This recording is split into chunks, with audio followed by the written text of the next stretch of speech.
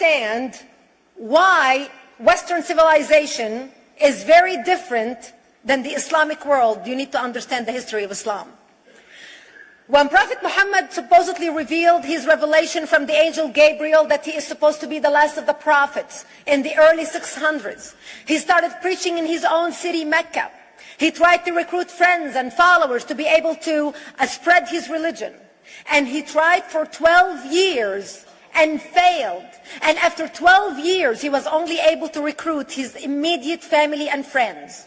So he decided, if I go to Medina, which was the Jewish hub of Arabia, the business hub where the Jews lived, if I go there and preach my religion to them, if they accept me, that will buy me respect and stature between my own people, and they will accept me.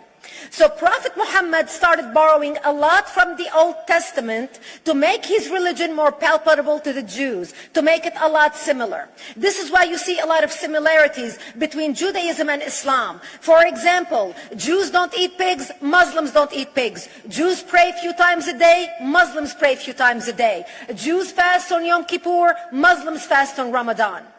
And this is why you started seeing a lot of good writing in the beginning of the Quran when Prophet Muhammad was saying all the good things about the people of the book.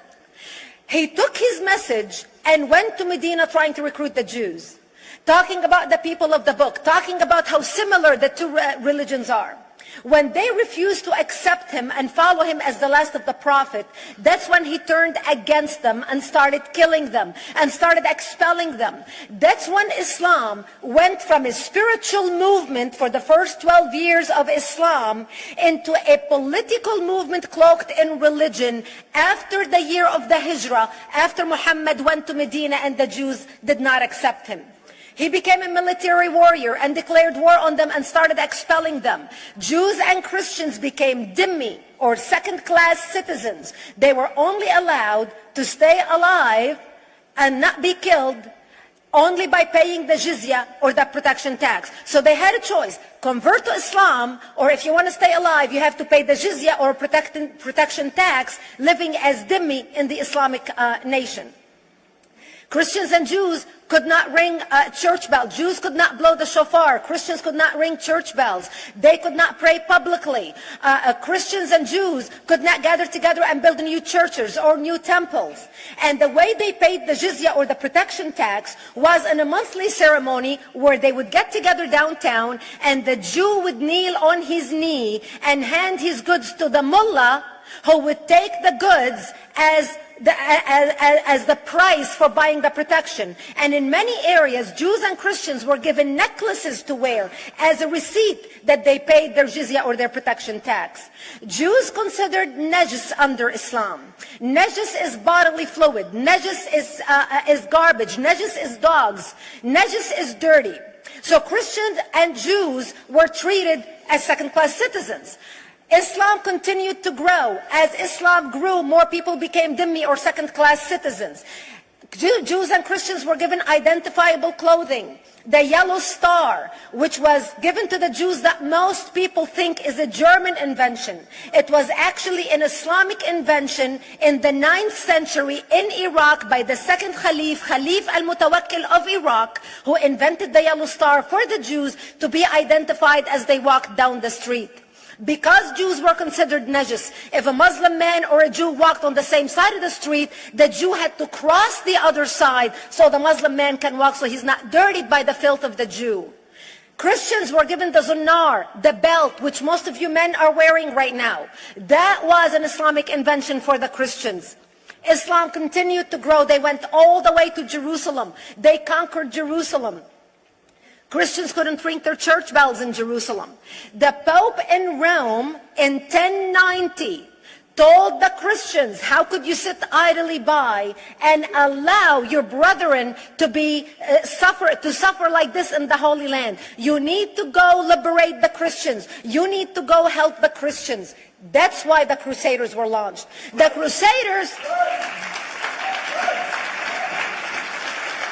Crusaders were not launched because they just felt like waking up in the morning and going and converting a bunch of Muslims or beheading them. The Crusaders were launched to liberate Jerusalem.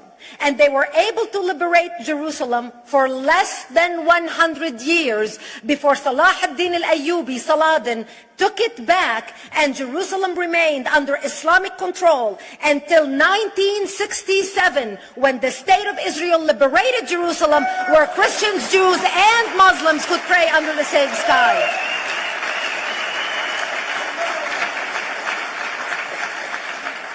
The Crusaders continued fighting Islam, and for 300 years they tried and failed. And by the 1300s, the Crusaders disappeared because they could not win against Islam.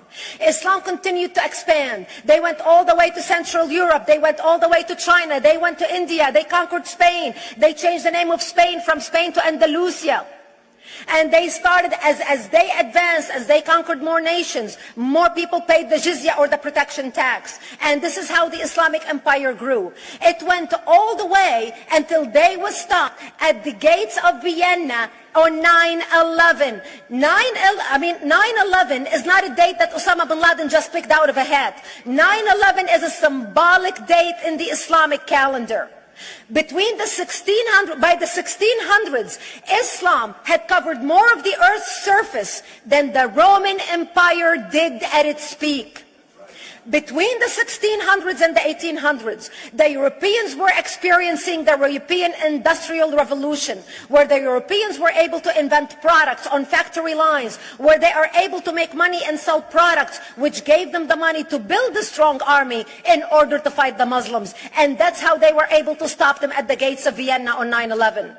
The Europeans started the pushback against Islam. They pushed them out of Europe. They pushed them out of all the way to the Middle East and North Africa. By 1924, the Islamic Empire ended. In 1924, the Islamic Caliphate ended in Turkey by President Ataturk, who was a secularist. He ended the Islamic Empire, and he gave women rights to vote. He gave women a right to an education, a right to work, a right to choose a husband. He forbid women from wearing the hijab. He forbid men from wearing the beard. The Muslims hate him so much that they consider him a Jewish agent, because they believe that his mother in her bloodline was Jewish, and that was the influence on Ataturk. By the time the Islamic Empire, or the Islamic Caliphate, or the Islamic State ended in 1924, the Islamic Caliphate had existed for 1400 years, and it ended less than 100 years ago. By the time the Islamic Caliphate ended in 1924, 270 million people around the world were killed by Islam. 270 million. And we didn't have weapons of mass destruction, and there was nuclear weapons. All of these people were killed, butchered by the sword.